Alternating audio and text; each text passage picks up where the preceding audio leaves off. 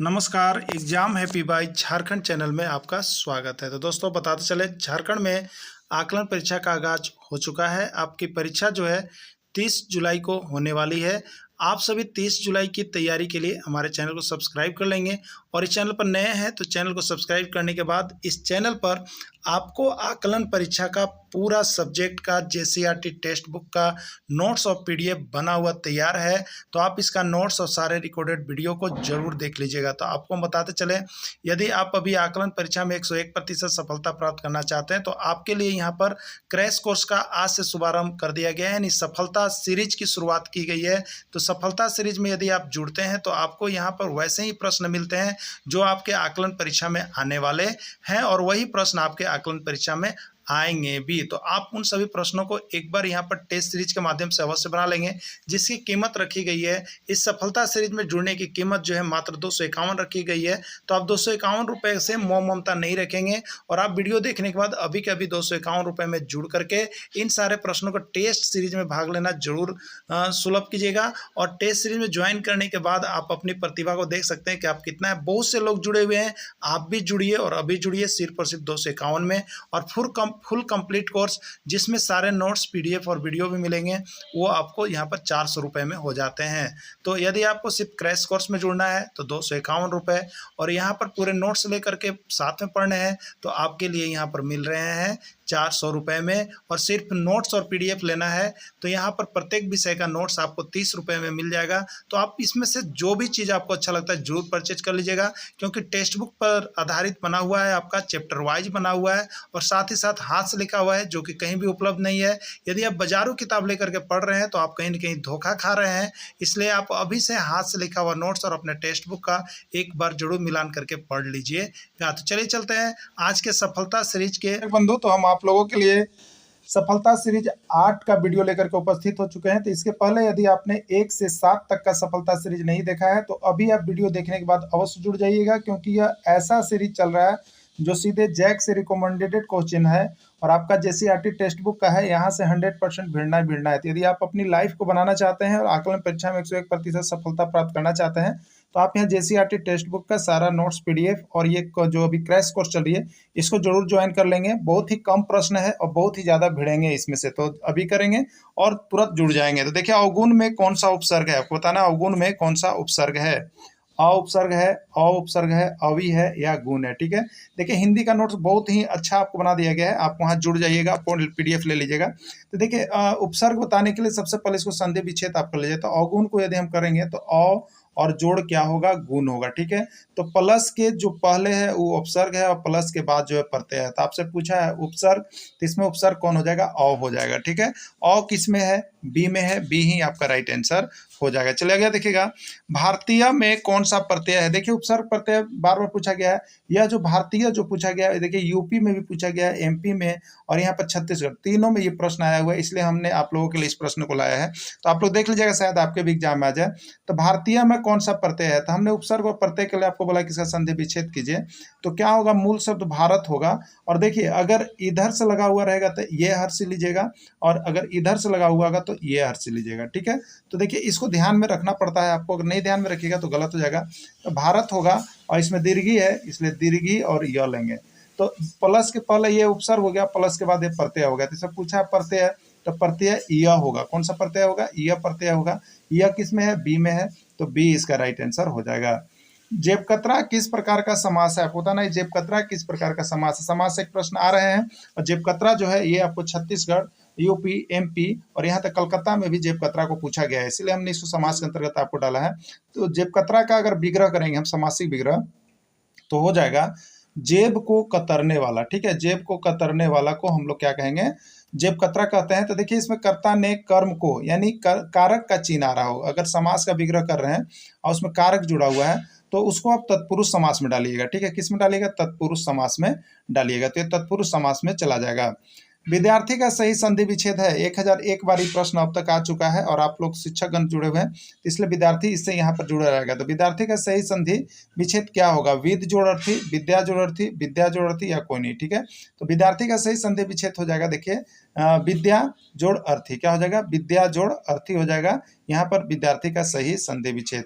चलिए English section के अंतर्गत हम लोग आ जाते हैं। सभी सेक्शन का इसमें देखिए दिया जा रहा है, जिससे यदि आप यहाँ से प्रैक्टिस कर लेते हैं 20 से 25 दिन 30 दिन, तो आपको समझिए किसी तरह का प्रश्न आएगा और आपको बनाने का पूरा यहाँ पर एक प्लेटफॉर्म बन जाएगा, जिससे आपका एग्जाम में जो है बहुत ही अच्छा मार्क्स आ जाएगा। तो आप सभी इसमें देखिए 400 रुपये दे करके जरूर जुड़ जाइए।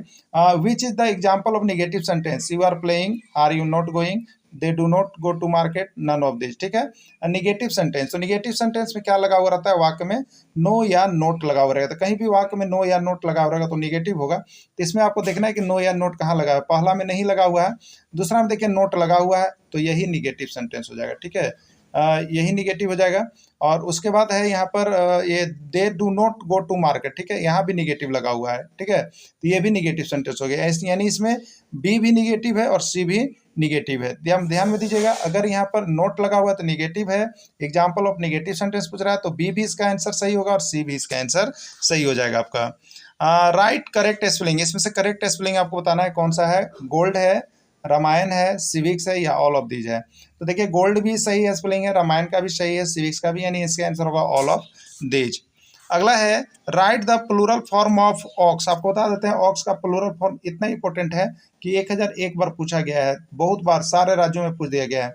तो ऑक्स का क्या होता है, तो देखिए ऑक्स का प्लूरल फॉर्म ऑक्सन होता है, एकदम दिमाग बिठा लीजिएगा, अपवाद टाइप का होता है, इसलिए बार बार पूछा जाता है, तो आप लोग इसको याद कर लीजिएगा।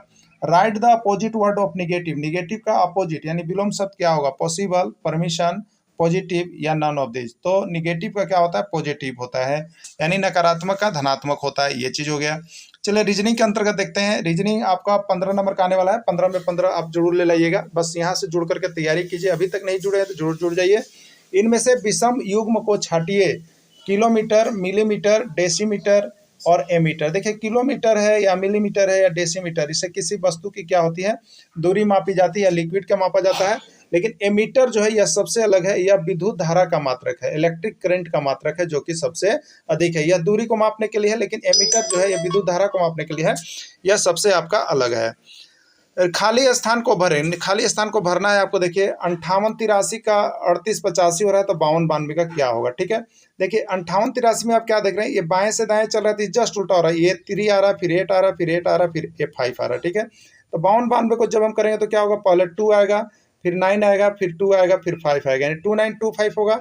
2925 किस में है, सी में है। बहुत देखिए बारीकी से इसको सिर्फ देखना पड़ता है, अगर आप बारीकी से देखिएगा तो आपको हम बता देते हैं कि इसको एकदम पकड़ लीजिएगा आप। ठीक है, एक निश्चित कूट भाषा में आर्म को 1 2 3 लिखा जाता है और सीता को 4 5 6 1 लिखा जाता है, तो उसी कूट भाषा में एटीएम को क्या लिखा जाएगा। देखिए बहुत ही कोड दिया हुआ है, जैसे ए हम लिखे, आर लिखे और एम लिखे। ठीक है, तो इसको क्या लिख रहा है, देखिए 1 2 3।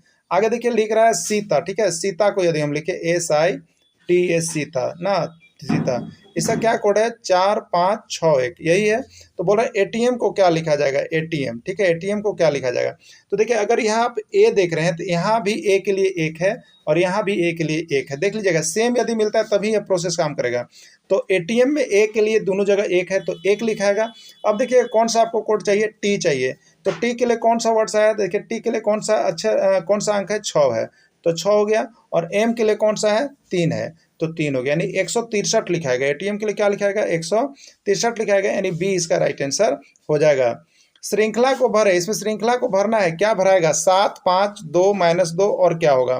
तो देखिए यहाँ पर क्या है, जैसे 7 है, फिर 5 है, फिर 2 है, फिर -2 है, डॉट डॉट डॉट। ठीक है, तो ये 7 में से कितना घटाएं, हम 2 घटाएं तो 5 हो गया। ठीक है, अब 5 में से कितना घटाएं, यहाँ पर 3 घटाएं तो 2 हो गया। अब 2 में से कितना घटा दिए, 4 घटा दिए तो आपका -2 हो गया।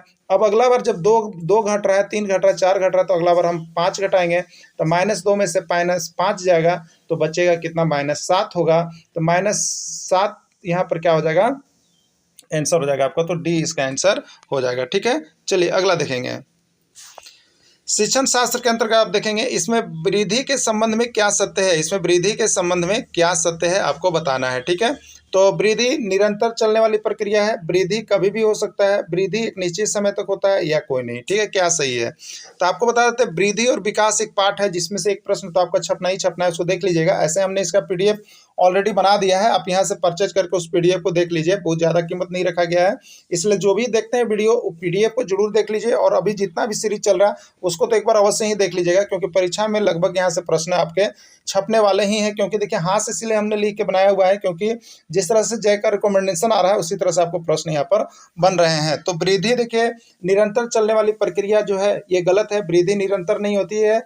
वृद्धि कभी भी हो सकता है, ये नहीं हो सकता है। ये विकास जो है निरंतर चल सकता है, विकास कभी भी हो सकता है, लेकिन वृद्धि एक निश्चित समय तक होता है। ये बिल्कुल सही आंसर है कि वृद्धि क्या होता है, एक निश्चित समय तक होता है, उसके बाद आप में वृद्धि नहीं हो सकता है। तो ये राइट आंसर सी होगा। अगला है बालक के सिर एवं मस्तिष्क का विकास किस अवस्था में होता है?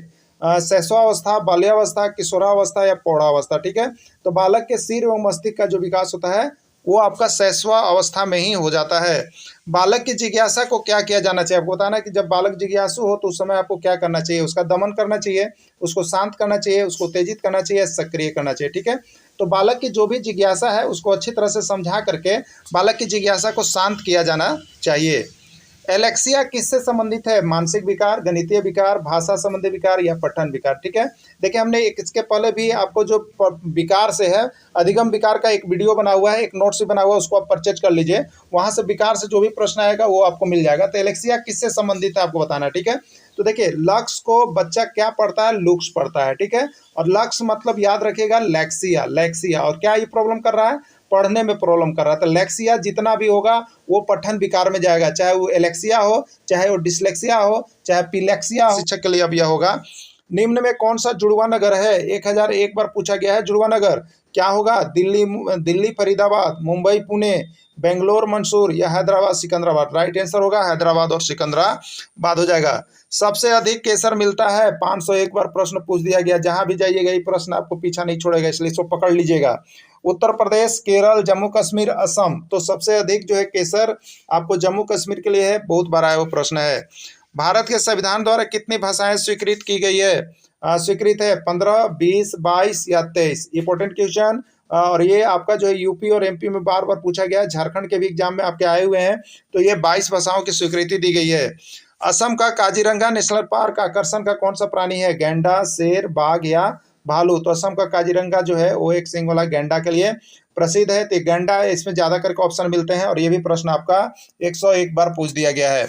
अगला प्रश्न होगा, भारत का 26वां राज्य कौन सा है? उत्तराखंड, झारखंड, गोवा या छत्तीसगढ़। देखिए 26 लिखते हैं अपना, याद रखिएगा 26 इसी तरह से लिखते हैं ना, तो 26 लिखते हैं, और 26 में इसी को लिखिए आप छत्तीसगढ़। तो 26 से याद रखिएगा छत्तीसगढ़ है ना, तो छत्तीसगढ़ इसका राइट आंसर हो जाएगा। महाभारत के लेखक कौन है? ये बहुत बार पूछा गया प्रश्न, ये लेखक तो बार बार पूछ रहा है। कालिदास है, वेद व्यास है, तुलसीदास है, कौटिल्य है। तो महाभारत के लेखक जो है आपके वेद व्यास होंगे। लाल किले का निर्माण किसने करवाया? शेरशाह, हुमायूं, अकबर या शाहजहां। राइट आंसर होगा शाहजहां। अगला है, भारत के प्रथम राष्ट्रपति कौन थे? Doctor Rajendra Prasad, doctor S Radhakrishnan, Zakir Hussain या जवाहरलाल नेहरू। तो भारत के प्रथम राष्ट्रपति डॉक्टर राजेंद्र प्रसाद थे। तो इस तरह से मेरे प्यारे से बंधु, यदि आकलन परीक्षा में 101% आप रिकॉर्ड करके पास करना चाहते हैं, बस इस चैनल से आप जुड़ेंगे, और यहाँ पर जितना भी नोट्स PDF है उसको परचेज करके एक बार परीक्षा से जाने के पहले 2 दिन भी जरूर देखिए, नहीं तो यहाँ से सफलता कहीं ना कहीं निकलते हुए भी आपकी हाथ नहीं आ सकती है। इसलिए यहाँ से जरूर नोट्स परचेज वीडियो करके एक बार अवश्य पढ़ लेंगे। धन्यवाद।